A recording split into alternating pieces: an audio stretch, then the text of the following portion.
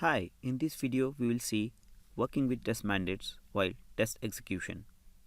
Let's first see why test mandates are important.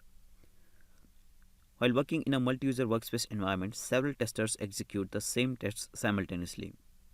Now the problem is they should also be able to execute these tests independently so as to not override other testers' results.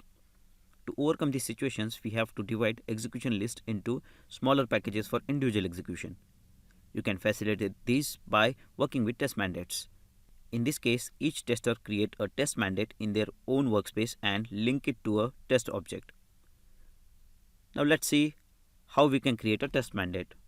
To create a test mandate, right-click on a execution list folder and select Create Test Mandate from a mini toolbar.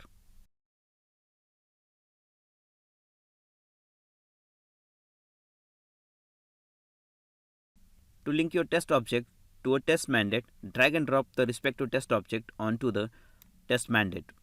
When we link a test object to a test mandate, Tosca Commander will create a copy of the test object to the test mandate and then it marks the actual log of the test object with a blue arrow to indicate a linked test mandate. Once the test mandates are created, testers execute the test mandates and not the original test object. Tosca Commander then writes the results to the actual log of test mandate and the actual log of test object. Once you have created a test mandate and linked it to a test object, you no longer have to check out the test object to execute it.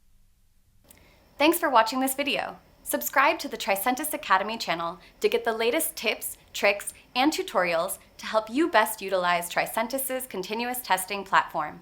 For more information, please click the links in the description.